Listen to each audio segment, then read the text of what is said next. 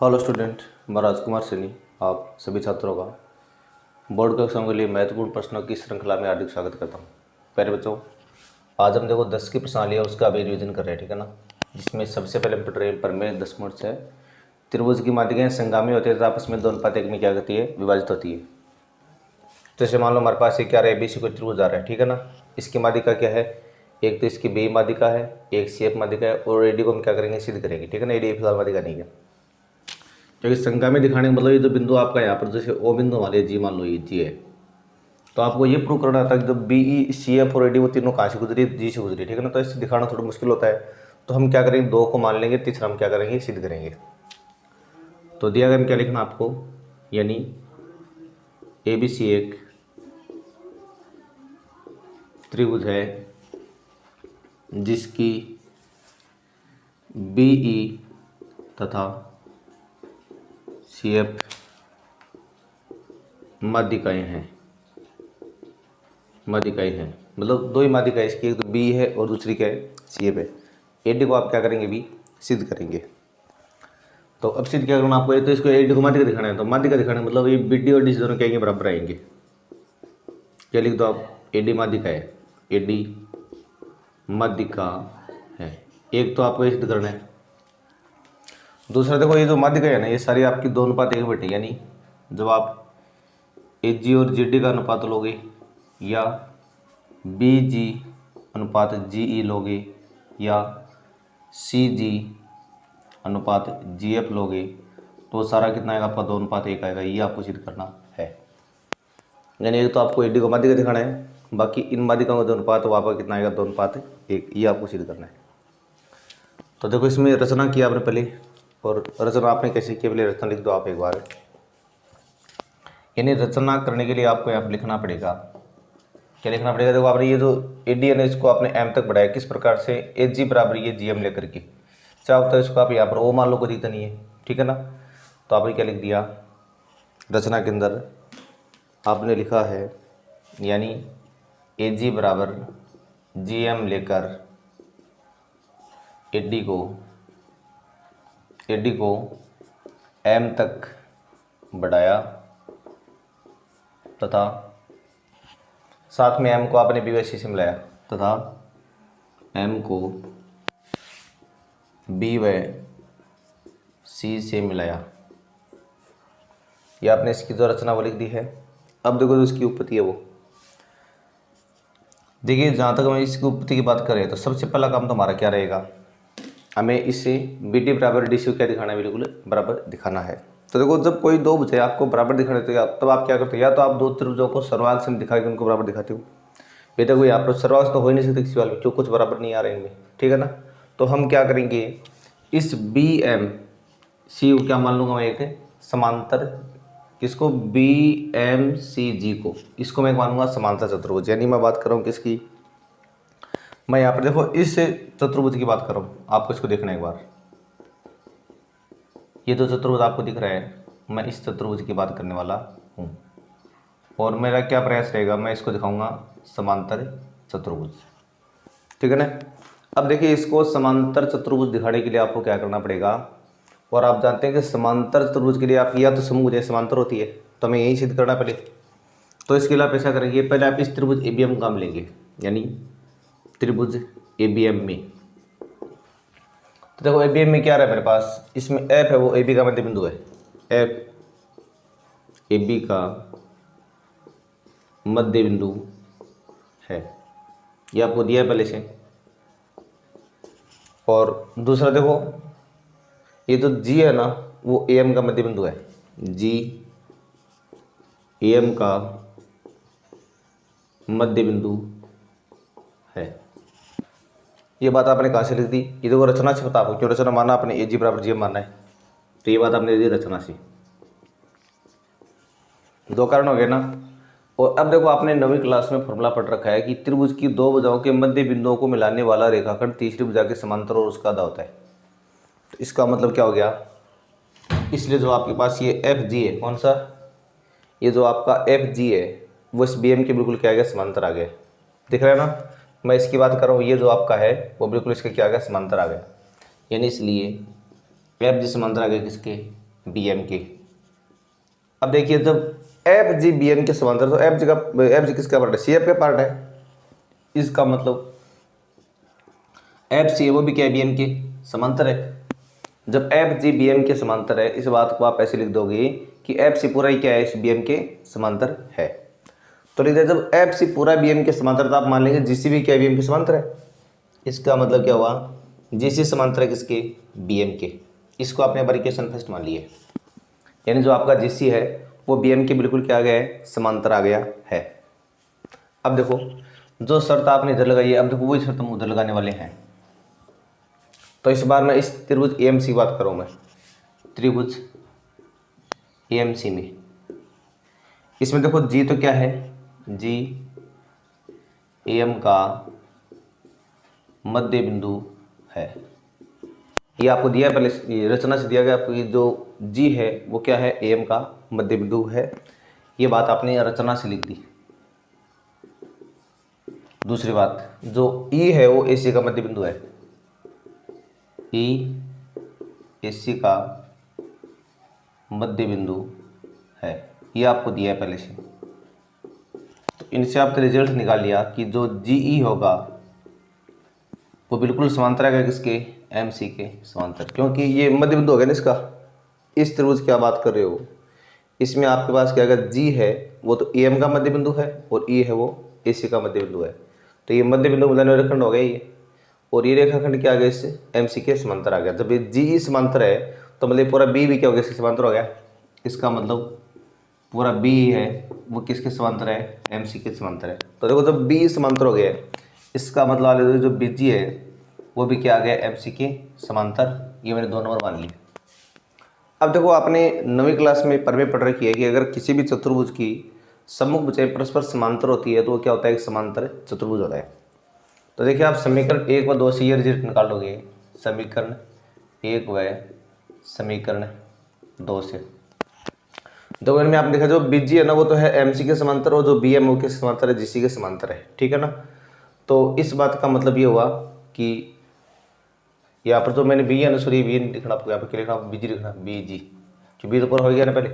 अब हम बी जी बात करें तो बी जी तो क्या है, एम सी के समांतर है, और बी एम है वो क्या है, जी सी के समांतर है। तो इसका मतलब ये हुआ, इसलिए बी एम सी जी एक समांतर चतुर्भुज है, समांतर चतुर्भुज है।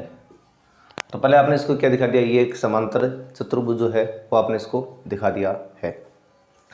अब देखो जब ये समांतर चतुर्भुज है तो आप जानते हैं कि समांतर चतुर्भुज की एक तो जो इसके विकर्ण होते हैं वो आपस में क्या करते हैं, समद्विभाजित करते हैं। ये बात जानते हो पहले है आप, यानी समांतर चतुर्भुज के विकर्ण आपस में समद्विभाजित करते हैं, समद्विभाजित करते हैं। तो इस बात का मतलब ये हुआ कि जब इसको समद्विभाजित कर रहे हैं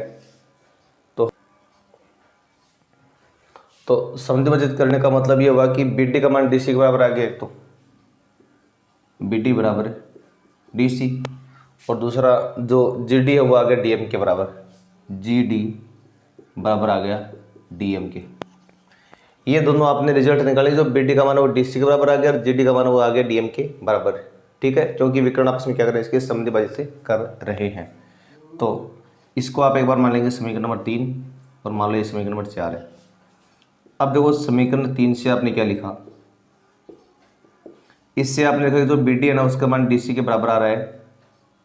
इसका मतलब जब बी डी का मान डी सी के बराबर है तो डी क्या हो गया, बी सी का मध्य बिंदु हो गया, और ये सिमिलर है तो ए डी क्या होगी, माध्यिका होगी। इसका मतलब क्या है, ए डी माध्यिका है। एक बार तो आपने ये सिद्ध कर दिया कि ए डी क्या होगी, ये है माध्यिका।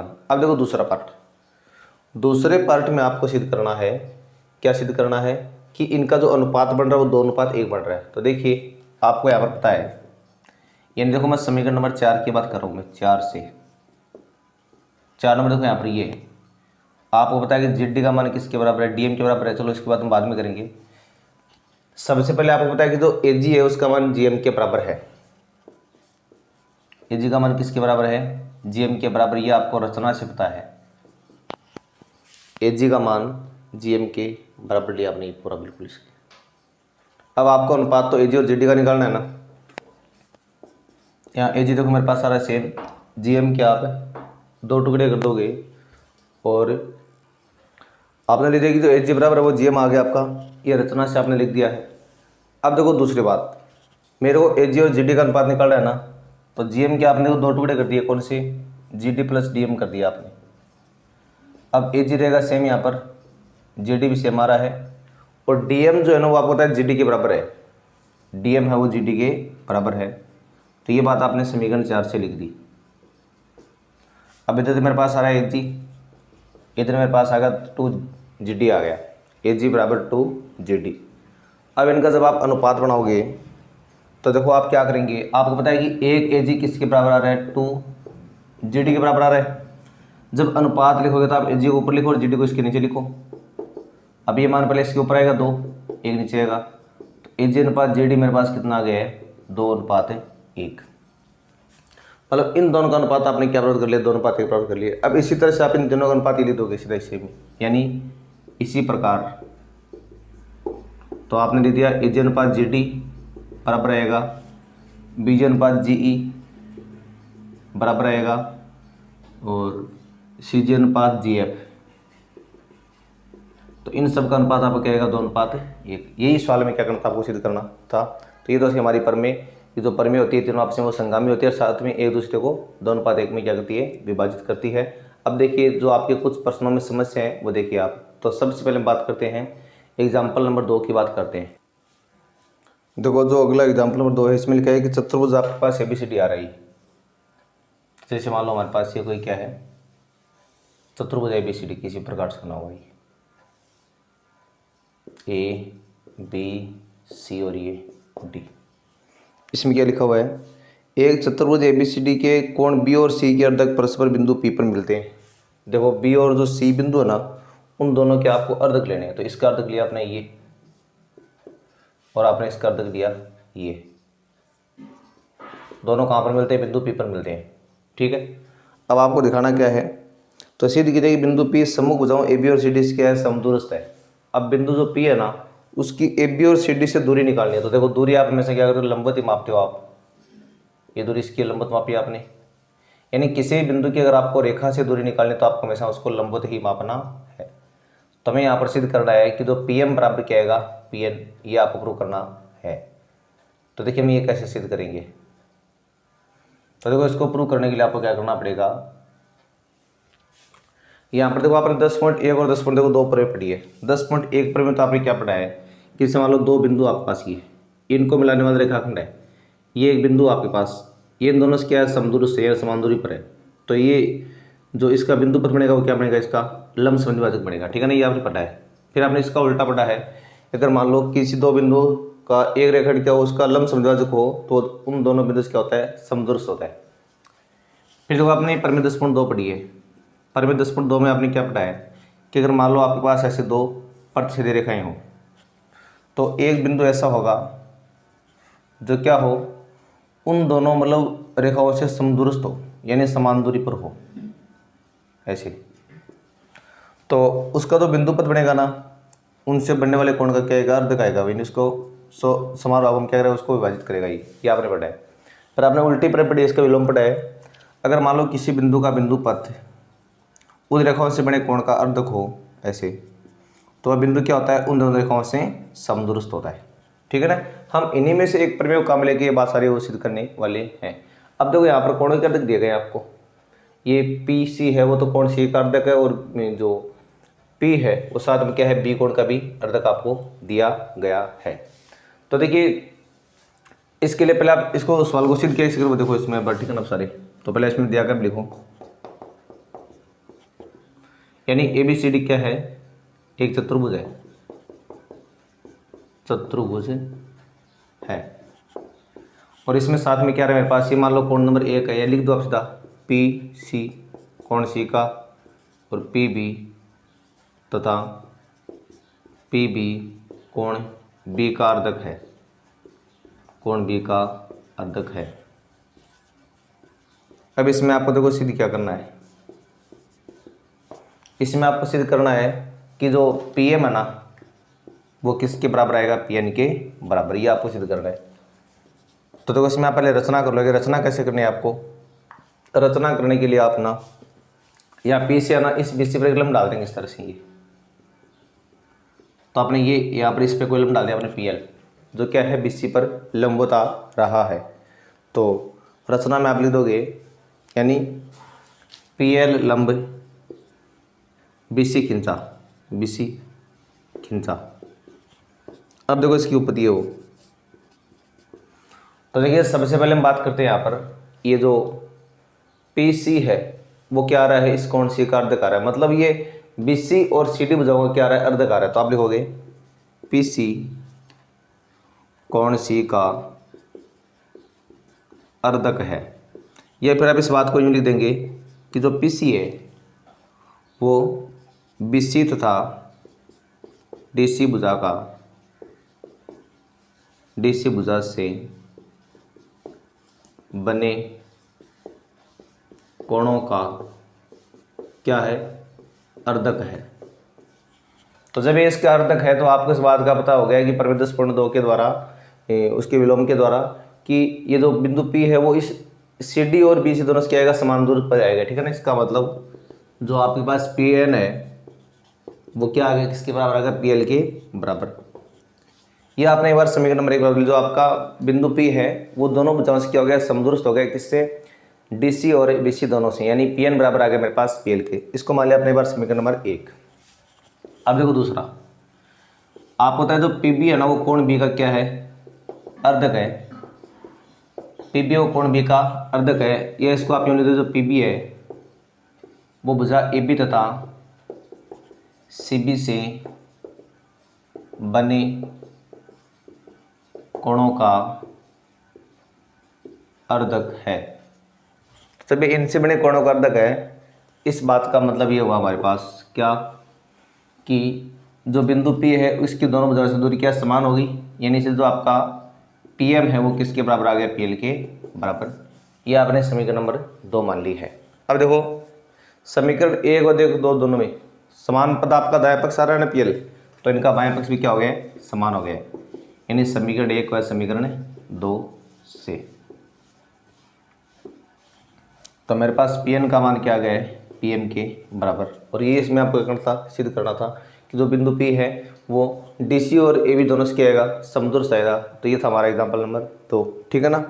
अब एक एग्जाम्पल नंबर देखो 2 आपका और भी है, अब पता नहीं आपने कौन सा पूछा है, मैं आपको देखो इसमें दोनों ही करवा देता हूँ। एक एग्जाम्पल आपका ये है, वह आप और देख लो ताकि आपको दोनों में से कोई पूछा आपको वो बात समझ में आए, ठीक है ना। इसमें 2 एग्जाम्पल है। इसमें क्या लिखा हुआ देखो कि अगर त्रिभुज की 2 भुजाएं, मतलब त्रिभुज की 2 माध्यिकाएं अगर बराबर हो तो वह त्रिभुज क्या होता है, एक समद्विबाहु त्रिभुज होता है। यानी त्रिभुज की 2 माध्यिकाएं बराबर हो तो वह त्रिभुज समद्विबाहु त्रिभुज होता है, समद्विबाहु त्रिभुज होता है। और अगर 3 बराबर हो तो क्या होगा, समबाहु त्रिभुज होगा। तो ये इस तरह का सवाल आपका है। तो देखिए इसको हम कैसे प्रूव करेंगे। तो देखिए सबसे पहले हमारे पास क्या रहे, जो इसकी 2 माध्यिकाएं हमारे पास, ये मान लो त्रिभुज हमारे पास क्या है, ABC को त्रिभुज है। इसकी मान लो एक तो AD माध्यिका है, ये एक मान लो इसकी क्या है, B माध्यिका है, एक मान लो क्या इसकी CE माध्यिका है, CF माध्यिका। अब यहाँ देखो प्रश्न में दिया क्या गया आपको, 2 माध्यिकाएं बराबर है। अब 2 आप कोई मान सकते हो, जैसे मान लो मेरे पास ये B माध्यिका है, वो बिल्कुल क्या है CF के मान लो बराबर है। B माध्यिका है वो क्या है, CF के बराबर। मान लो ये आपको दिया गया है कि जो माध्यिका BE है वो किसके बराबर है, CF के बराबर है। और हमें सिद्ध क्या करना है, इसकी 2 भुजाएं क्या आएगी, बिल्कुल बराबर आएगी, समझो दिखाना तब। तो देखो पहले इसमें आप दिया गया लिख दोगे, और जो दिया गया क्या लिखना आपको, यानी एक तो लिखना आपको ABC एक त्रिभुज है, ABC एक त्रिभुज है जिसकी ए डी बी तथा सी एफ माध्यिकाएँ हैं, ये आपको ध्यान रखना है। और साथ देखो इसकी दो माध्यिका बराबर है कौन सी, सी एफ का मान बी के बिल्कुल बराबर भी आ रहा है। और अब देखो इसमें आपको सिद्ध क्या करना है, इसमें आपको सिद्ध करना है कि जो इसकी दो भुजा बराबर आएगी, यानी ए बी भुजा है उसका मान बराबर आएगा किसके, ए सी के बराबर आपको दिखाना है, यानी ए बी बराबर आएगा ए सी के। तो ठीक है, इसमें रचना वगैरह करने की आपको जरूरत नहीं है। अब देखो इसकी जो उत्पत्ति है डायरेक्ट हम उसकी बात है यहाँ पर कर लेते हैं। तो देखिए इसकी उत्पत्ति, अब देखिए एक तो आपको मतलब कुछ बातें हैं जिनका आपको अच्छी तरह पता होना चाहिए, इस प्रश्नावली के लिए विशेष बात होगा। तो क्या, पहले बात तो ये, जैसे आपके पास मान लो कोई त्रिभुज है ABC और इसकी मान लो एक तो ए डी माध्यिका है, ये इसकी बी माध्यिका है, एक इसकी सी एफ माध्यिका है, ये मान लो यहाँ पर ओ है, यानी एक तो जो ए ओ अनुपात ओ डी है बराबर आएगा बी ओ अनुपात ओ ई बराबर आएगा सी ओ अनुपात ओ एफ बराबर 2 अनुपात 1। एक तो ये बात आप दिमाग में फिट रखोगे हमेशा। जब भी आपको देखो ये दो टुकड़े हमारे पास, मान लो ए ओ बटा, इस बात को आप ऐसे लिखो ए ओ बटा ओ डी बराबर आएगा 2/1, ठीक है ना, इसको ऐसे देखना आपको। तो एक तो ये ध्यान रखना है कि तब आपको इन दोनों में से किसी भी एक का मान देकर के दूसरा मान पूछे तो आपको ये रूल हमेशा काम में लेना है। यानी माध्यिकाओं के दोनों टुकड़ों में से आपको अगर एक टुकड़ा दे रखा है फिर दूसरे का मान पूछ रखा है तो हमें से क्या करना, आपको जो उनका अनुपात वाला नियम है वो आपको लगा के उसको हल करना होता है। दूसरी बात, अब यदि आपको इस माध्यिका ए डी का मान दे रखा है तो आपको इनमें से किसी एक का मान पूछ ले, तो देखो इस जो ए ओ है उसका ए डी के साथ क्या संबंध होता है, इसका 2/3 होता है किसका, ए डी का, और जो डी है उसका क्या होता है, a/3 ए डी। ये संबंध भी आपको ध्यान में रखना है। यानी जो शीर्ष की तरफ से होता है वह 2 भाग होते हैं और जो भुजा की तरफ से होता है वो आपका 1 भाग होता है, कितने में से, 3 में से। ठीक है, ये दोनों बातें आपको बिल्कुल ध्यान रखनी है, ये तीनों माध्यिकाओं पर आपका रूल लागू होगा।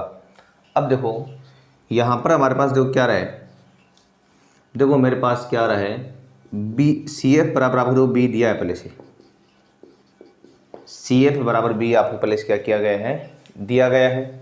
जब देखो आपको सी एफ बराबर बी ई दिया है तो इस बात का मतलब आप दोनों तरफ किसी भी संख्या से गुणा करो तो फर्क नहीं पड़ेगा, जो बराबर का चिन्ह है, तो आपने इनको दोनों तरफ 2/3 से गुणा कर दिया, उधर भी आ रहा है 2/3 बी आ रहा है। अब देखो जो 2/3 सी एफ है इसको आप क्या मान सकते हो, जैसे मान लो मेरे पास यहाँ पर क्या है, ओ पॉइंट है, ठीक है ना, तो इसको आप ए सी ओ मान सकते हो आपको, ठीक है ना। 2/3 सी एफ का मतलब ये तो होगा ना आपका सी ओ, तो सी ओ क्या होता है, 2/3 भाग होता है इसका, और 2/3 बी ई क्या होता है आपका, ये होता है बी ओ, इसको आप बी ओ लिख देंगे, समीकरण 1। इसी तरह जैसे मान लो आपने इसको 2/3 से गुणा करा तो वैसे आप क्या लिख दोगे, a/3 से भी आप इसको गुणा कर दोगे।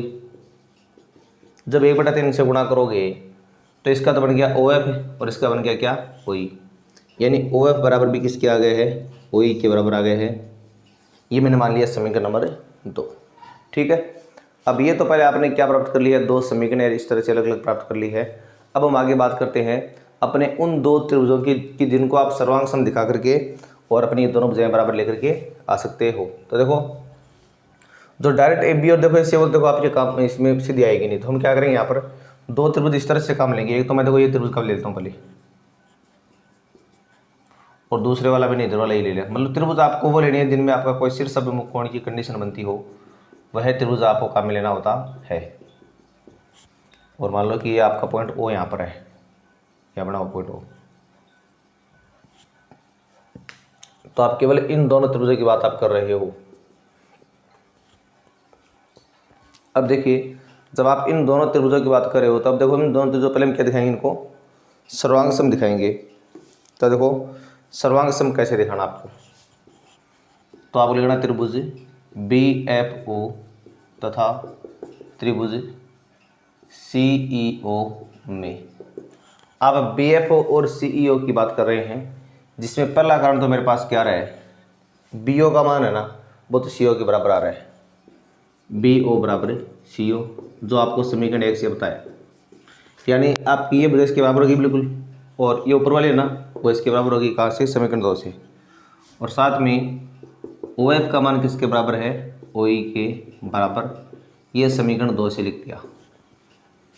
तीसरा कारण ये जो कोण बन रहा है ना वो बिल्कुल इस कोण के बराबर है, यानी जो कोण आपका BOF है वो किसके बराबर है, COE के बराबर है।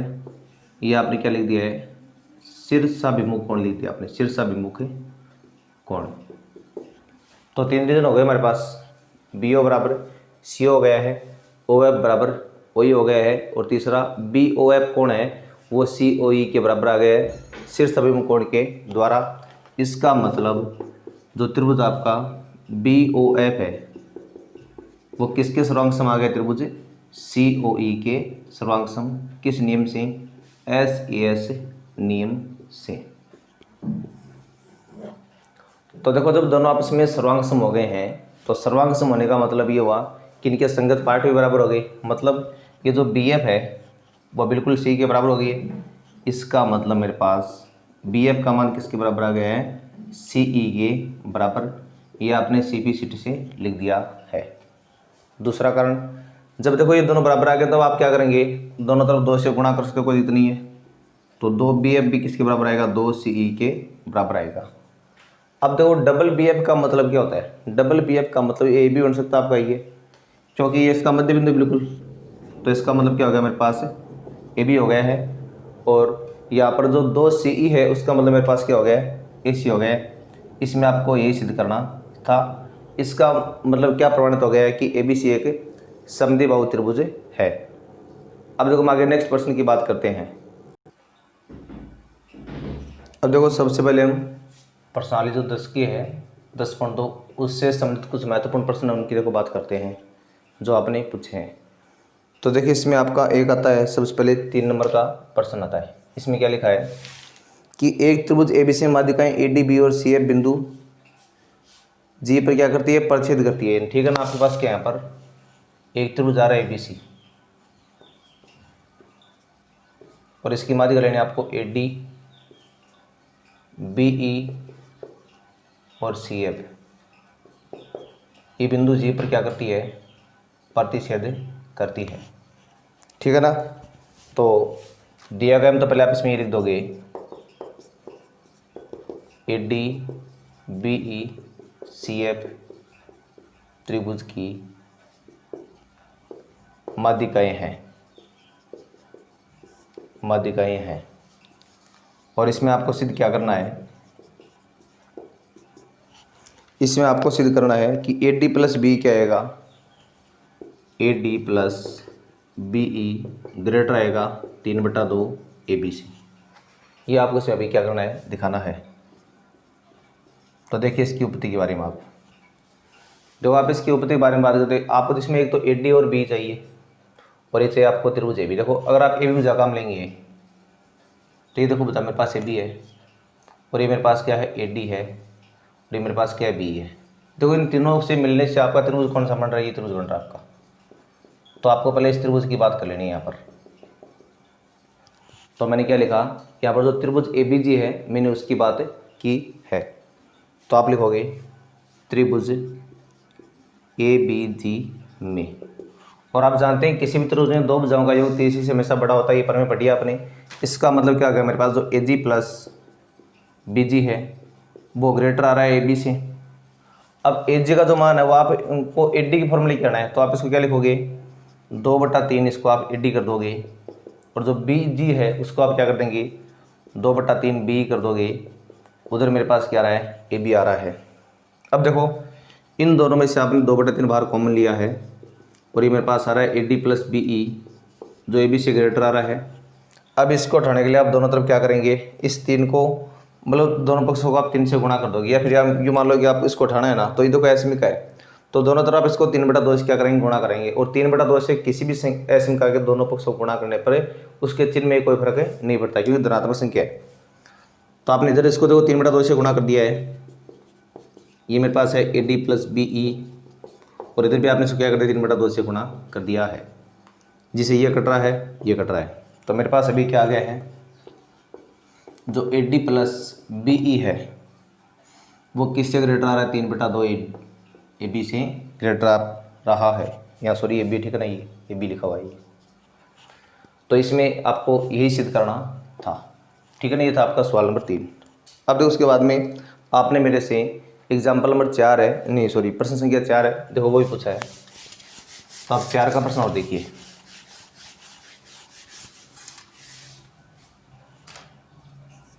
देखो 4 नंबर प्रश्न में लिखा हुआ है, सिद्ध कीजिए कि त्रिभुज की 2 माध्यिकाओं का योग तीसरी माध्यिका से क्या होता है, बड़ा होता है। आपको दिखाना है त्रिभुज की जो 2 माध्यिकाएं होती है, जैसे मान लो मेरे पास ABC क्या एक त्रिभुज है, जिसकी माध्यिका लेनी है आपको। मान लो ये क्या है, AD माध्यिका है, ये मान लो B माध्यिका है, और मान लो क्या CF माध्यिका, ये सारी माध्यिका है। ये आपको सिद्ध करना है कि त्रिभुज की 2 माध्यिकाओं का योग क्या आएगा, तीसरी से बड़ा आएगा, ठीक है ना। तो यहाँ पर दिया गया, तो आप क्या लिख दो पहले खुद, AD BE CF त्रिभुज ABC की माध्यिकाएं हैं। अब इसमें देखो आपको इसमें सिद्ध क्या करना है, सिद्ध करना है कि 2 माध्यिकाओं योग तीसरी से बड़ा आएगा, यानी जो AD प्लस BE है वो ग्रेटर आएगा CF से, या फिर आप यूँ मान लो कि जो BE प्लस CF है वो ग्रेटर आएगा AD से, या फिर जो AD प्लस CF है वो ग्रेटर आएगा किससे, BE से। अब देखो इसकी जो हम उत्पत्ति है उसकी बात अभी कर लेते हैं। तो उससे पहले आप देखो इसमें आपको रचना करनी पड़ेगी। देखो रचना क्या करनी इसकी वो देख लो। जैसे आपने प्रमेय 10.6 पढ़ी है ना, सेम टू सेम वैसे रचना आपको इसकी करनी है। जैसे मान लो यहाँ पर मेरे पास क्या बिंदु OR है, तो अब आप क्या करेंगे, इस AO के बराबर इसको आगे बढ़ाएंगे AD को, फिर उस बिंदु को आप C और B दोनों से मिला दोगे, और यहाँ पर आपने बिंदु M मान लिया। तो रचना में आपको लिखना पड़ेगा, यानी AO बराबर OM लेकर AD को M तक बढ़ाया, यानी AO बराबर OM लेकर आपने AD क्या कर दिया है, M तक बढ़ा दिया है, और साथ में M को आपने क्या कर दिया, B व C से मिला दिया। M को B व C से मिलाया। अब देखिए हम इसकी उत्पत्ति की बात कर लेते हैं अभी। तो देखो जब आप इसकी उत्पत्ति की बात करें तो सबसे पहले इसमें आपको क्या दिखाना पड़ेगा, यानी ये जो चतुर्भुज बना हुआ ना आपके पास ये वाला, इसको आपको एक समांतर चतुर्भुज क्या करना पड़ेगा, सिद्ध करना पड़ेगा। तो इसमें आपको सिद्ध करना है कि जो ये BMCO है वो एक समांतर चतुर्भुज है, ये आपको पहले सिद्ध करना पड़ेगा। और इसको सिद्ध करने का देखो मैंने आपको जो तरीका वो प्रमेय बताया था। तो इस सवाल में आप आगे जो प्रोसेस है वो बिल्कुल प्रमेय के लगा लोगे आप। यानी पहले क्या करोगे आप, ABM एक त्रिभुज है जिसमें F क्या है, AB का मध्य बिंदु है, O क्या है इस AM का मध्य बिंदु। ये तो आपको रचना से लेकर ये आपको दिया गया है। तो इसका मतलब क्या रहेगा, जो आपका F है वो किसके समांतर आ गया, BM के समांतर आ गया। जब F हो BM के समांतर है तो F से भी क्या है, BM के समांतर, और जब ये पूरा समांतर है तो OC क्या आ गया, इस BM के समांतर आ गया। ठीक है, लिख दोगे आप इस तरह से। इसी तरह आप ये AMC त्रिभुज काम मिलेंगे, जिसमें E तो क्या है, AC का मध्य बिंदु है, और O क्या है, इस AM का मध्य बिंदु। ये आपको दिया गया, ये आपने रचना से लिखा है। जब इसका मध्य बिंदु है तो ये OE क्या आएगा, इस बिल्कुल इसके समांतर आएगा। इसका मतलब BE भी क्या आएगा, इस पूरे के समांतर। जब BE समांतर है तो ये BO भी क्या होगा, इसके समांतर। यानी जो आपका त्रिभुज BMCO है वो क्या बन गया, एक समांतर चतुर्भुज। यहाँ तक तो आपको सेम वही प्रोसेस लगानी, ठीक है ना। उसके बाद में आपने इनके विकर्णों का समद्विभाजन किया था ना, तो हम यहाँ पर क्या करेंगे, हम विकर्णों का समद्विभाजन न करके हम केवल ये लिखेंगे कि जो BM है उसका मान तो आएगा उसी के बराबर, क्योंकि समभुज आपकी बराबर होती है ना। और जो MC है उसका मान क्या आएगा, BO के बराबर आएगा। इसको आप अपनी कोई नई इक्वेशन मतलब जो थर्ड वगैरह जो भी आप उसको मान लेंगे, ठीक है ना। फिर आपको क्या करना है, अब आपको दिखाना है कि इन 2 माध्यिकाओं का योग वो क्या आएगा, 30 से बड़ा आएगा। तो हम यहाँ पर क्या करेंगे, ऐसा त्रिभुज काम ले देखो जिसमें आपकी माध्यिकाएं काम आती हो। तो देखो मैं यहाँ पर ऐसा करूँगा, मैं ये त्रिभुज काम दे रहा हूँ, ये वाला। आपको केवल इस त्रिभुज को एक बार देखना है, BOM को। और जब आप BOM को काम लेंगे तो आप जानते हैं कि जब आप त्रिभुज BOM को काम ले रहे हो और इसमें आपको बताया कि इसकी 2 भुजाओं का योग 30 से बड़ा आ रहा है, मतलब जो BO प्लस BM है इन दोनों का योग क्या आएगा, इस OM से बड़ा आएगा। यानी BO प्लस BM है उसका योग किससे बड़ा है, OM से बड़ा है। अब देखो उत्तर में आपको BO तो चलो है हमारे पास खुद इतनी है, लेकिन जो BM है ना वो आपकी रचना की भुजा है, तो इस बी एम को आप ओ सी लिख दोगे यहाँ पर, ओ सी। ये कहाँ से लिखा आपने, क्योंकि आपने अभी दिखाया था ना, ये पीछे ये रहा, बी एम का मान किसके बराबर है, उसी के बराबर है। और जो ओ डी है यानी ओ एम है, ये ओ एम देखो यहाँ पर रचना वाली बात आ रही है, तो इसको आके ले देगा आप, इसको ए ओ लिख दोगे यहाँ से, ए ओ, क्योंकि आपको रचना से पता है, शुरुआत में आपने इसको रचना लिख दिया था इस तरह से। अब आप जानते हैं कि आपको उत्तर अपना वो ए डी बी एम की बी की फॉर्मूले लेके आना है, तो आप जानते हैं जो बी ओ है वो 2/3 भाग होता है किसका, बी का होता है, और ये 2/3 भाग किसका होता है, सी एफ का, और ये 2/3 भाग किसका होता है, ए डी का। दोनों तरफ आप 2/3 कॉमन ले लेंगे यहाँ पर, बी प्लस सी एफ है वो ग्रेटर आएगा 2/3 ए डी से, इन्हें काट दोगे। वैसे करते नहीं है, क्योंकि आप क्या करें, दोनों तरफ 3/2 से गुणा करेंगे, क्योंकि एसमी का है, और प्लस के 3/2 से गुणा करने पर एसमी का चिन्ह में कोई फर्क नहीं पड़ेगा, यानी दोनों हट जाएंगे, और आपके पास क्या देगा, ये बी ई प्लस जो सी एफ है वो ग्रेटर आ गया किससे, ई डी से। तो जिस तरह से आपने ये एक पार्ट प्रूव किया ना, वैसे वैसे आप क्या करें, इसके दोनों पार्टों को प्रूव कर सकते हैं। ये मैंने आपको बताया कौन सा, सवाल नंबर जो आपका 4 था वो मैंने आपको अभी बताया है। अब इसी श्रृंखला में आप जो कुछ और प्रश्न जो आपने पूछे हैं उनको आप आगे देखिए। तो देखिए, और अगर हम प्रश्नों की बात करते हैं, इसमें आपका आगे प्रश्न आता है, एक 5वां प्रश्न देखो इसमें, ठीक है ना। इसी स्पोर्ट 2 में आपने 5वां प्रश्न मेरे से वो पूछा है। तो देखो 5वें प्रश्न में क्या रहा है, एक त्रिभुज ए बी सी में माध्यिकाएं A D B C F क्या करती है, जी पर प्रतिच्छेद करती है। तो हम प्रश्न संख्या 5 की बात कर रहे हैं, जिसमें आपके पास क्या रहा है, ये त्रिभुज ए बी सी है जिसकी माध्यिका एक तो ए डी लेनी है आपको, एक बी लेनी है, एक आपको सी एफ लेनी है। ये सारी क्या कर रही है, ये बिंदु जी पर प्रतिच्छेद कर रही है। ये बिंदु जी है यहाँ पर, उस पर क्या कर रही है, आपस में प्रतिच्छेद कर रही है। तो दिया गया तो आपको सारी बात वही लिखनी है, दिया गया है, यानी आपको लिखना है क्या कि ए डी पी ई और सी एफ त्रिभुज ए बी सी की क्या है, माध्यिकाएं हैं, माध्यिकाएं हैं। और इसमें सिद्ध क्या करना आपको देखिए,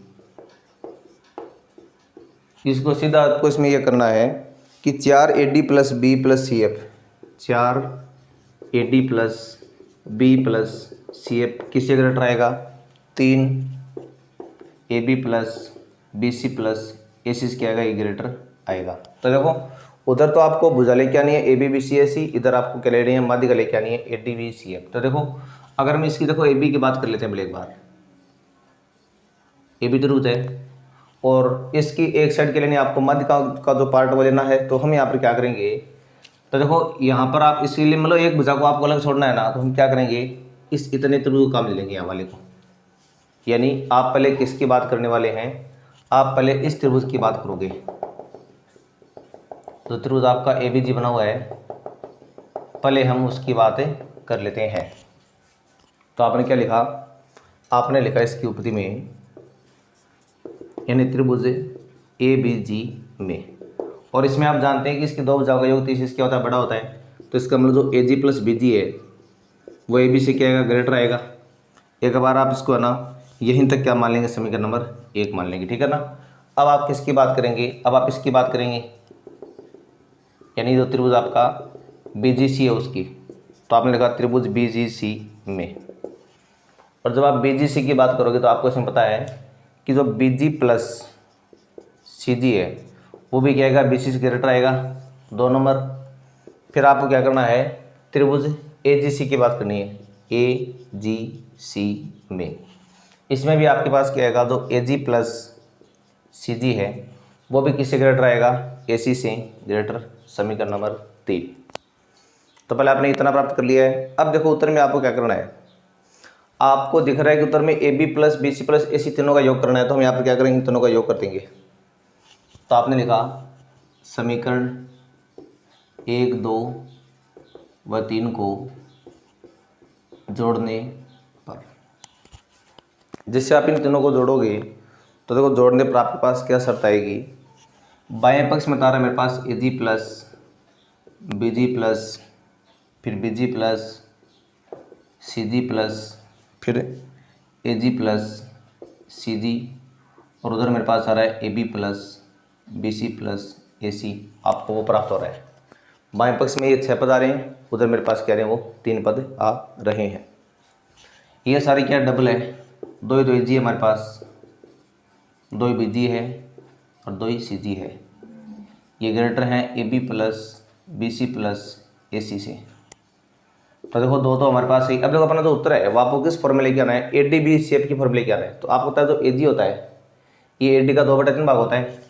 तो आप यहाँ करोगे 2/3 भाग किसका, AD का, प्लस 2 गुणा ये भी 2/3 भाग किसका हो गया, BE का, प्लस 2 गुणा 2/3 भाग किसका, CF का, और उधर मेरे पास आ रहा है AB plus BC plus AC आ रहा है। तो ये तो है 4/3 भाग AD, ये भी 4/3 भाग BE, ये भी 4/3 भाग CF, ग्रेटर मेरे पास आ रहा है AB plus BC plus AC।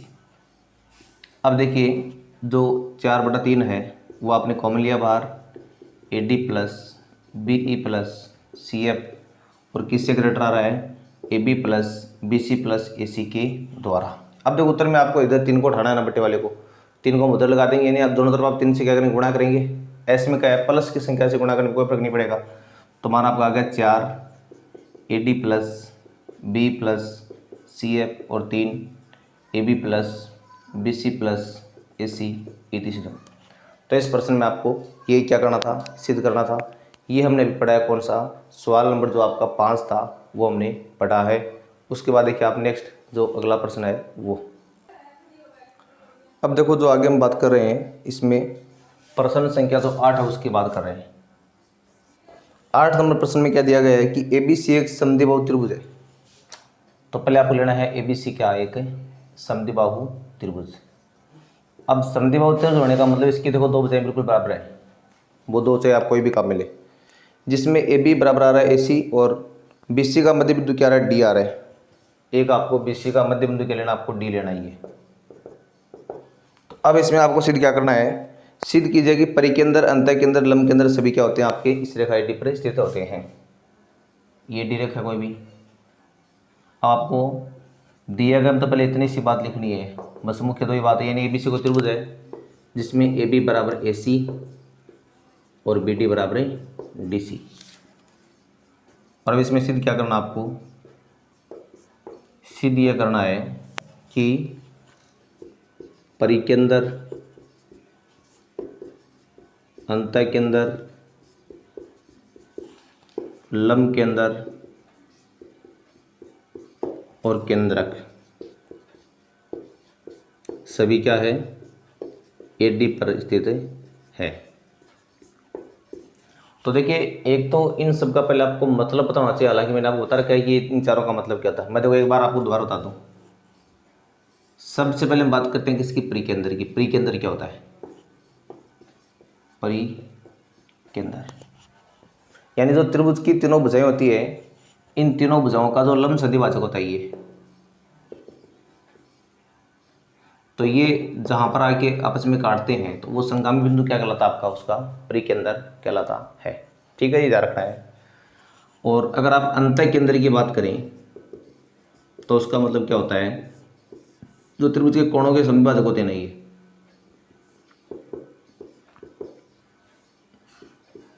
तो ये जहां पर आके जिस बिंदु पर मिलेंगे वो बिंदु क्या कहलाएगा, आपका इसका अंतःकेंद्र वो कहलाने वाला है।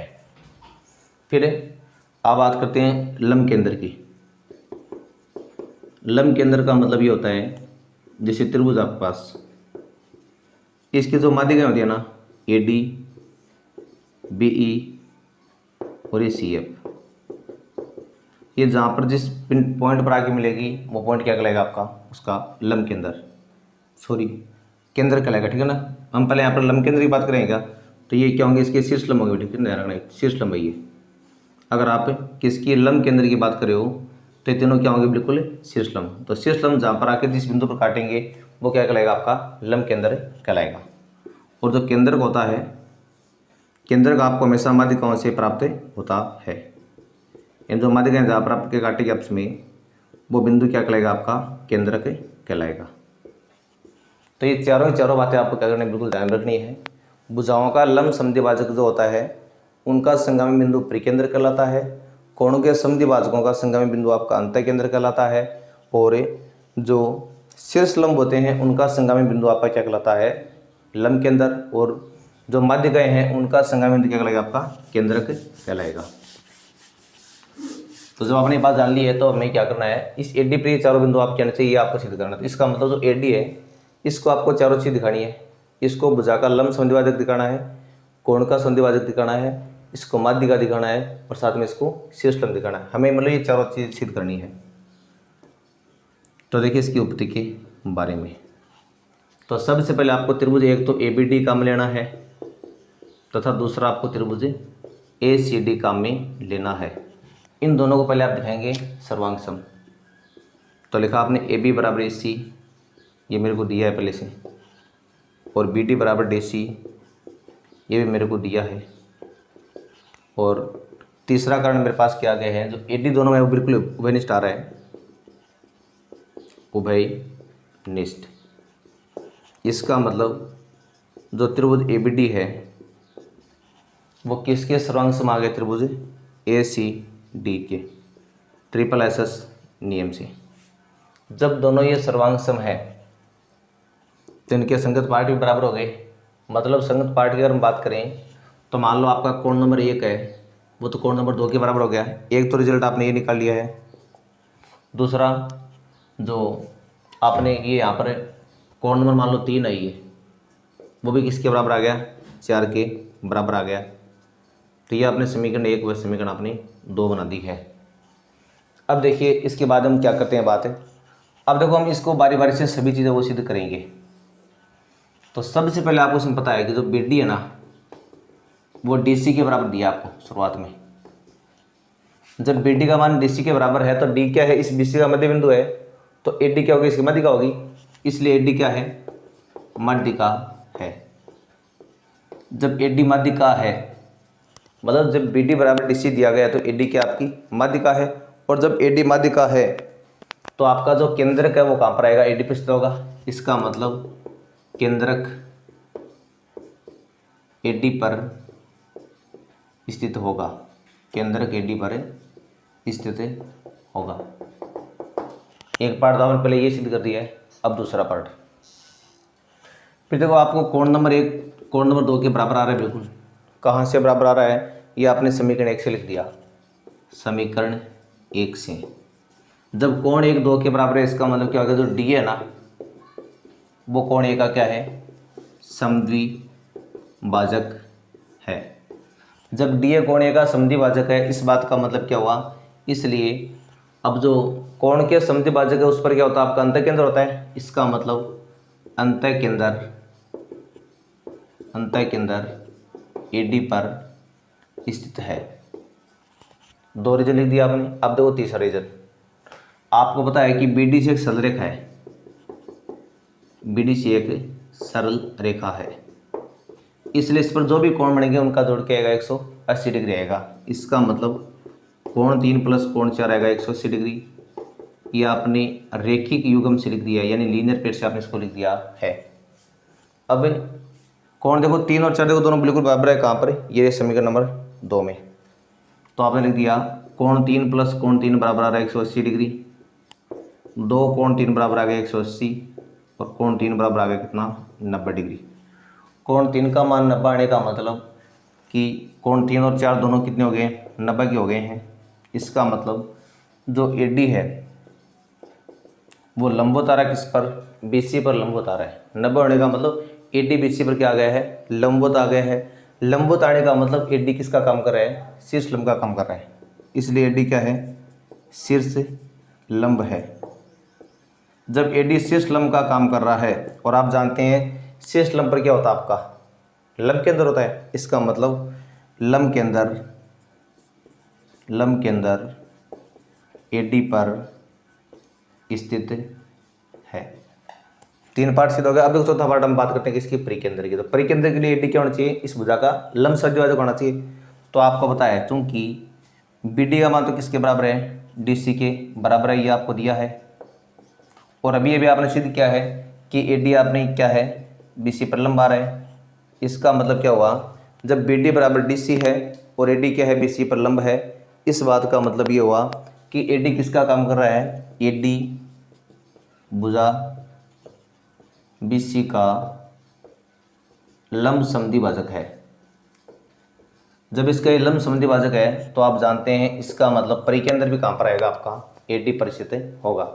इसलिए परी के अंदर AD पर स्थित है। यह आपने भी इसको क्या कर दिया है, सिद्ध कर दिया है। तो ये तो हमने क्या सीखा है, इनके जो चारों पार्ट हैं उनको सिद्ध किया है। अब आगे आप 9वां और जो 10वां प्रश्न है उनमें भी जो प्रॉब्लम है उनको आप और देख लीजिए कि 9वीं और 10वें में आपको क्या करना है।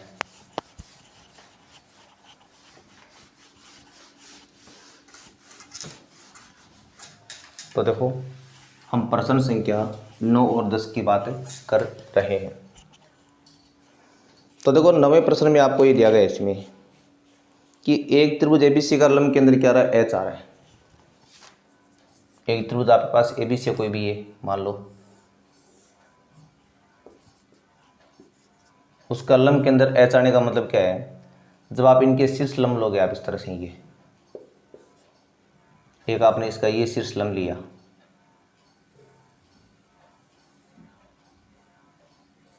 ये आपने इनके क्या लिया अभी, शीर्ष लंब लिए हैं। जैसे मान लो तो इनका लंब केंद्र क्या आ रहा है, H आ रहा है। तो H बिंदु कहाँ पर आएगा, बिल्कुल यहाँ पर आएगा, जहाँ पर काटेंगे वहाँ पर। और इन शीर्ष लंबों को हम नाम क्या देंगे, AD, B और CF मान लेंगे, ठीक है ना। दूसरा इसके अलावा और क्या लिखा है, AH, BH और CH में मध्य बिंदु है। AH, BH और CH में मध्य बिंदु। तो मान लो इसका मध्य बिंदु मेरे पास अलग आ रहा है, इसका अलग मध्य बिंदु आ रहा है, इसका अलग मध्य बिंदु। तो मध्य बिंदु का मतलब ये कुछ पॉइंट दिए गए आपको जो क्या है इनके मध्य बिंदु। क्या क्या है मध्य बिंदु, यानी AH का तो मध्य बिंदु X है, BH का Y है और CZ का, यानी इसका तो मध्य बिंदु हो गया X, इसका Y, इसका Z। और उसके बाद जब आप इस X Y Z को मिलाते हो वैसे, तो आपने इनको मान लो ऐसे मिला दिया X Y Z को। फिर बाद में आपको इसमें क्या सिद्ध करना है कि अब X Y Z का लंब केंद्र भी क्या आएगा, H आएगा। ये आपको इसमें भी क्या करना है, सिद्ध करना है। यानी जो X Y Z है त्रिभुज, उसका लंब केंद्र भी क्या आएगा, H आएगा। ये आपको सिद्ध करना है। तो देखिए अब हमें इसमें लंब केंद्र दिखाने के लिए मतलब हमें क्या करना पड़ेगा, हमें जो ये HD है ना, ये HD, ये साथ में आपको इस YZ पर भी लंब दिखानी पड़ेगी। और ये जो HE है वो भी आपको XZ पर लंब दिखानी पड़ेगी। और जो HF है वो भी आपको इस पर XY पर लंब दिखानी पड़ेगी। तो देखिए इसके लिए आपको क्या करना है, दिया गया में आप सारी बात लिख दोगे। क्या जो दे रखी आपको सारी बात लिखनी आपको, यानी क्या AD तो लंब आ रहा है किस पर, BC पर, B लंब आ रहा है AC पर, और CF लंब आ रहा है किस पर, AB पर। साथ में ये X Y Z के यानी कि मध्य बिंदु, यानी X Y Z क्रमशः AH BH व CH के मध्य बिंदु है, ये आपको दिया गया है। अब इसमें देखो आपको सिद्ध क्या करना है, सिद्ध करना है कि H त्रिभुज X Y Z का लंब केंद्र है। ये आपको इसमें क्या करना है, अभी सिद्ध करना है। जो H है वो त्रिभुज X Y Z का लंब केंद्र होगा, ये आपको सिद्ध करना है। तो देखो इसकी उपपत्ति, तो देखो इस वाले में आपको ज़्यादा कुछ करने की आवश्यकता नहीं, बस मेन काम हमारा क्या होगा, हमें इसको पहले इसके समांतर दिखाना है। समांतर दिखा देंगे तो आपको पता है कि इस पर लंब आ रहा है तो इस पर भी क्या हो जाएगा, लंब हो जाएगा। तो H का जाएगा इसका लंब केंद्र हो जाएगा। तो आप जानते हैं कि त्रिभुज की दो भुजाओं के मध्य बिंदुओं को मिलाने वाला रेखाखंड तीसरी भुजा क्या होता है, समांतर होता है। सीधे आप ये पर में लगा दोगे, यानी त्रिभुज की दो भुजाओं के मध्य बिंदुओं को मिलाने वाला रेखाखंड, मैं बोल देता हूँ इसको, आप उसको खुद पूरा कर लेना। त्रिभुज की दो भुजाओं के मध्य बिंदुओं को मिलाने वाला रेखाखंड तीसरी भुजा क्या होता है, समांतर होता है। यानी आप लिखोगे a line segment joining two mid points of a two sides of a triangle is parallel to third side. इसका मतलब ये हुआ कि जो आपके पास यहाँ पर XY है वो किसके समांतर आ गया है, ए बी के समांतर आ गया है, और जो वाई जेड है वो किसके समांतर आ गया है, बी सी के समांतर आ गया है, और जो एक्स जेड है वो किसके समांतर आ गया है, ए सी के समांतर। यानी एक्स वाई है वो तो ए बी के समांतर, और वाई जेड है वो बी सी के समांतर, एक्स जेड है वो ए सी के समांतर। अब देखो दूसरी बात, चूंकि आपको पता है कि जो ए डी है वो किस पर लंब है, बी सी पर लंब है, ए डी वो बी सी पर लंब है ना। और इस बात का मतलब ये हुआ कि जब ए डी बी सी पर लंब है और बी सी किसके समांतर है, अगर वाई जेड के समांतर है, इसका मतलब ए डी किस पर लंब आएगा, यानी एक्स जेड पर भी लंब आएगा। ए डी जो है वो एक्स जेड पर भी क्या आएगा, लंब आएगा। और इसको आप घुमा के यूँ लिख देंगे, क्योंकि ए डी का पार्ट क्या आपका ये एक्स डी भी है ना, तो एक्स डी भी किस पर लंब आ गया है, जो आपका एक्स डी है वो वाई जेड पर लंब आ गया है। समझने के मान लिया आपने, ये जो आपका एक्स डी है ये वाला वो इस पर भी क्या आ गया है, लंब आ गया, ठीक है ना। और बाकी आप इसको वहाँ तक लिखो तो भी इसमें कोई फर्क नहीं पड़ेगा, अगर आप इसको इतना भी छोड़ दोगे ना तो भी अगले को पता है कि कौन किस पर लंब आ रहा है, ठीक है ना, या आगे आपको नहीं लिखना था। तो इसी तरह से आप क्या लिख दोगे कि जो बी ई है वो लंब आ रहा है इसी पर, और आपको पता है कि ए सी किसके समांतर है, एक्स जेड के समांतर है, इसलिए बी किस पर लंब आएगा, एक्स जेड पर भी लंब आएगा। 2 नंबर, फिर आपको पता है कि जो सी एफ है वो ए बी पर लंब है, सी एफ लंब है ए बी पर, और ए बी किसके समांतर है, एक्स वाई के समांतर है, इसलिए सी एफ किस पर लंब आएगा, एक्स वाई पर भी लंब आएगा। इस समीकरण 3 मान लो। अब आप ले दोगे समीकरण 1, 2 व 3 से, इनसे आपने क्या निकाल लिया, इसलिए जो आपका एच है वो त्रिभुज एक्स वाई जेड का क्या हो गया, लंब के अंदर हो गया है। क्योंकि जब आप इन तीनों से रिजल्ट निकालोगे ना तो ये इसका शीर्ष लंब आ रहा है, ये भी इसका शीर्ष लंब आ रहा है, और ये भी इसका शीर्ष लंब का काम कर रहा है। जब शीर्ष लंब का काम कर रहा है तो इनके कांटे में क्या बन रहा है, एच बन रहा है, तो एच क्या होगा, इसका भी एक जो लंब के अंदर वो आपको प्राप्त हो गया है। तो ये हमने इसका भी पढ़ा 9वां सवाल। अब इसका जो अंतिम और 10वां प्रश्न है, चलो वो भी एक बार आप दोबारा से इसको देख लो कि 10वें प्रश्न में आपको इसमें क्या सिद्ध करना है। देखो जो प्रश्न संख्या 10 है उसमें क्या लिखा हुआ है, एक त्रिभुज ए बी सी में ए बी सी भुजा बी सी में वह बिंदु किस प्रकार से ज्ञात करें जो भुजा ए बी और ए सी क्या हो, समदूरस्थ हो। मतलब आपको क्या लेना है, एक त्रिभुज लेना आपको कोई भी ए बी सी,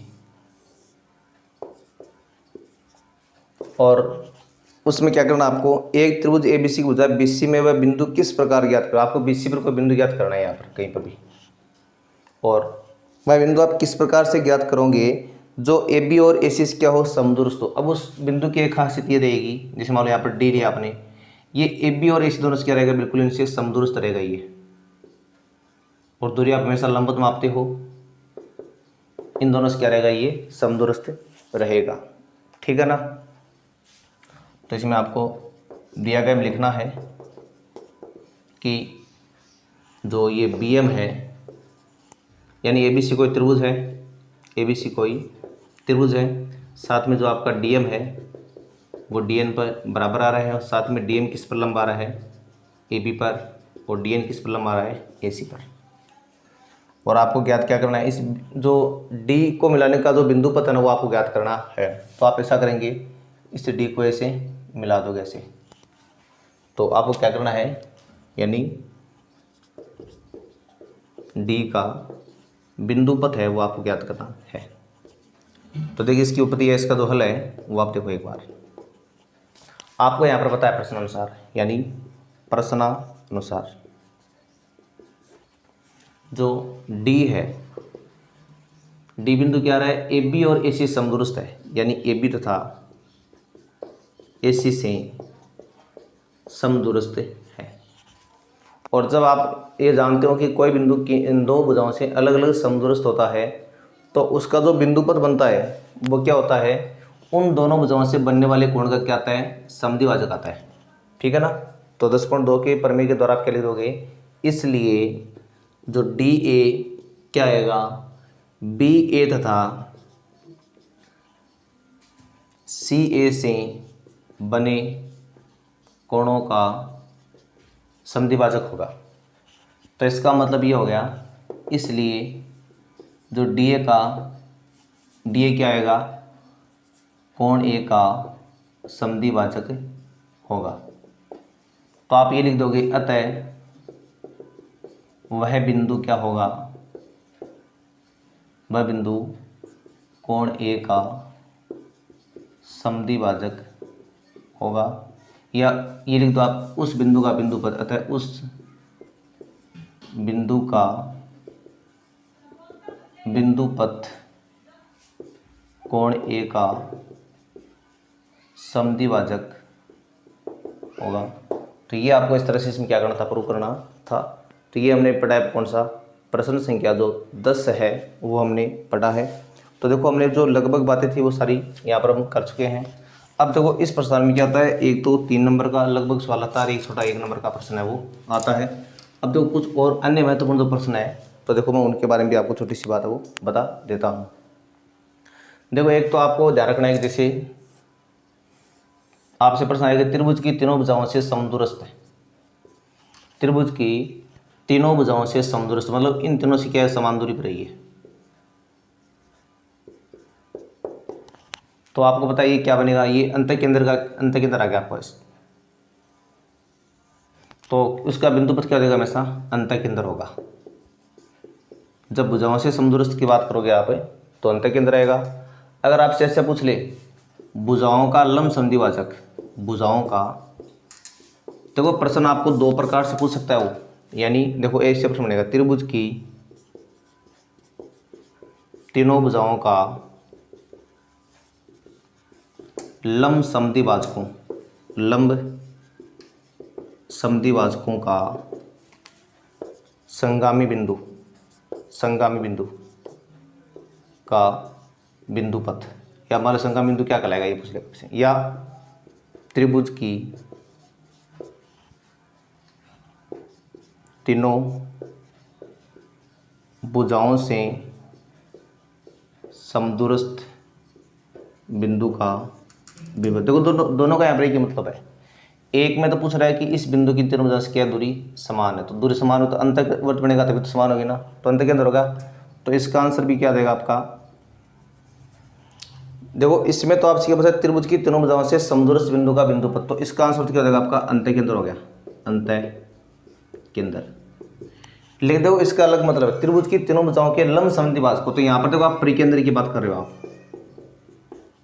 देखो जब आप त्रिभुज की तीनों भुजाओं क्या करते हो, इनका समद्विभाजक लेते हो आप इस तरह से, तो पॉइंट आएगा वो क्या आएगा, इसका परिकेंद्र आएगा ना, फिर आप ऐसे परिगत वर्त बनाते हो। इसमें बिल्कुल भी कंफ्यूजन नहीं होना आपको, यानी त्रिभुज की तीनों भुजाओं के लंब समद्विभाजकों का संगम बिंदु क्या होगा आपका, परिकेंद्र, और त्रिभुज की तीनों भुजाओं से समदूरस्थ बिंदु क्या होगा आपका, अंतःकेंद्र होगा।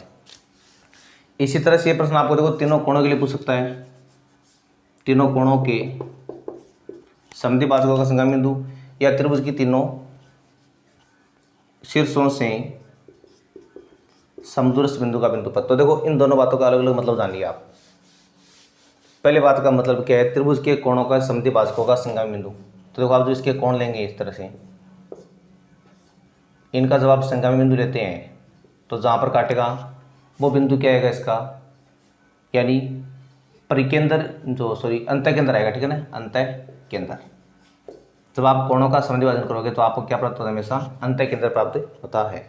और जब आप त्रिभुज के तीनों शीर्षों से समदूरस्थ लेंगे तो तीनों शीर्षों से समदूरस्थ का मतलब ये दूरी आपकी बराबर है, ये दूरी, तो इसका मतलब क्या बनेगा, ये परिगत वर्त बनेगा, जो त्रिज्या होगी आपकी, तो क्या आएगा उस टाइम आपका ये आ जाएगा परिकेंद्र, और ये क्या देगा आपका अंतःकेंद्र। ये आपको ध्यान में रखना है, इन्हें बिल्कुल भी आपको कंफ्यूजन नहीं होना है। फिर देखो घड़ी के पेंडुलम का बिंदुपथ पूछ लेते हैं आपसे, घड़ी के पेंडुलम का बिंदुपथ। तो देखो जो घड़ी का पेंडुलम होता है ना वो बिल्कुल इस तरह से हम लोग लटका रहता है और वो ऐसे उलटा रहता है इस तरह से ऐसे, तो इसे क्या बनेगा, एक वृत्तीय चाप बनेगा, एक वृत्तीय चाप, ठीक है, ये लिखना आपको। फिर देखो जो घड़ी की मिनट की सुई होती है तो उसकी नोक का बिंदुपथ पूछ लेगा आपसे, तो देखो नोक है ना वो ऐसे घूमती रहती है एक वृत्त के रूप में, तो जो घड़ी की सुई की नोक है वो एक वृत्त के रूप में घूमती है ना, तो उसका बिंदुपथ क्या हो जाएगा, एक वृत्त हो जाएगा। फिर जैसे मान लो ये आपने भी सीख लिया घड़ी की पेंडुलम वाला। अब देखो एक कोई वृत्त है, इसका केंद्र है, ये मान लो समतल में लुढ़क रहा है इस तरह से ये, तो इसके केंद्र का बिंदुपथ क्या आएगा, तो देखो जब ये लुढ़केगा तो केंद्र की जो दूरी है ना बिल्कुल ये, कि हमेशा मान लो अगर यहाँ पर भी आएगा तो भी क्या रहेगी, समान रहेगी, ये बदलेगी नहीं कभी भी आपकी। तो देखो एक के अंदर आपकी ऐसे आते जाएगी इस तरह से, तो इनसे मिलकर क्या बन रहा है आपका समतल के समांतर एक रेखा बन रही, ठीक है ना। तो ये आपको ध्यान में रखना है। फिर एक जैसे मान लो पूछ ले कि आपसे दो प्रतिच्छेदी रेखाएं हैं, उनसे समदूरस्थ बिंदु का बिंदु पथ, तो आप जानते हैं क्या होता है, परमेय 10.2 की बात करें यहाँ को, ठीक है। उनके कोणों का क्या होगा, समद्विभाजक। फिर दो समांतर रेखाएं होती है, उनसे समदूरस्थ बिंदु का बिंदु पथ, यानी इन दोनों से समान दूरी पर बिंदु आएंगे आपके सारी, ये सारे समान दूरी पर है, तो ये बिल्कुल क्या आएगी, इसके दोनों के समांतर आएगी, तो ये होगा इसका बिंदु पथ, यानी दोनों समांतर रेखाओं के समांतर रेखा, ठीक है ना, उनके समांतर रेखा हो जाएगी। तो इस तरह से आपके कुछ प्रश्न हैं जिनको आप अच्छी तरह से कंप्लीट कर सकते हैं। इसके अलावा देखो जो अंत के अंदर होता है, ये मैंने बता दिया आपको, ये कोणों के समद्विभाजकों से प्राप्त होगा। और तीनों प्रकार की जो त्रिभुज होती है आपकी, न्यून कोण इसका भी अंत के अंदर अंतर आएगा, समकोण का भी कहाँ आएगा, अंदर आएगा, और अधिक कोण त्रिभुज का भी कहाँ आएगा, अंदर आएगा, ठीक है ना। और अब अगर आप देखो परिकेंद्र की बात करते हो, तो देखो परिकेंद्र की यहाँ पर आपकी अलग अलग कंडीशन बनती है। न्यून कोण में तो अंदर आएगा, और जो समकोण त्रिभुज आप लेते हो उसमें क्या आता है, इससे का मध्य बिंदु आता है और कर्ण का, और अधिक कोण में क्या आता है, ये बिल्कुल बाहर आता है। तो ये भी आपको ध्यान में रखना है परिकेंद्र के बारे में। अब देखो केंद्रक जो होता है ना, केंद्रक तीनों ही आपके बिल्कुल कहेंगे अंदर आएंगे, चाहे समकोण त्रिभुज हो, चाहे अधिक कोण हो, कैसे हो, चाहे हमेशा के मिलेंगे आपको अंदर ही मिलेंगे। अब जो होता है एक आपका लंब केंद्र होता है, लंब केंद्र। तो देखो लंब केंद्र की आपको अलग अलग शर्त याद रखनी है। न्यून कोण त्रिभुज होता है उसका लंब केंद्र हमेशा का आएगा, उसके अंदर आएगा। और अगर आप समकोण त्रिभुज की बात करते हो तो ये समकोण वाला शीर्ष क्या होगा, उसका लंब केंद्र होगा। और अगर आप अधिक कोण त्रिभुज की बात करते हो इस तरह से, तो ये आपको बिल्कुल कहाँ मिलने वाला है, इसके बाहर आपको प्राप्त होने वाला है। तो ये अलग अलग शर्तें इनकी चारों की जो आपको ध्यान रखनी है। इसके साथ ही जो हमने 10 की प्रश्नावली है, इसके देखो जो महत्वपूर्ण प्रश्न है उनकी हमने बात कर ली है। इसके अलावा देखो आपको ध्यान रखना है, अगर आपके पास त्रिभुज की 2 माध्यिकाएं समान हो तो वो त्रिभुज समद्विबाहु होगा, अगर 3 माध्यिकाएं समान हो तो क्या होगा, समबाहु त्रिभुज होगा। तो ये हमने देखो कुछ इसकी विशेष बातें थी जिनके बारे में स्टडी की है। बाकी जो बातें हैं वो हम नेक्स्ट वीडियो में करने वाले हैं। तब तक के लिए आपको बाकी बात का मतलब जो अब आगे हम 11 की प्रश्नावली उसका रिवीजन करेंगे, और अब आपको 11 की प्रश्नावली से संबंधित जो 11.2 तक का मैटर है वो मैं आपको कल बताऊँगा, और बाकी आपको परसों वाले वीडियो मिलेगा। तब तक के लिए आपको नमस्कार, धन्यवाद।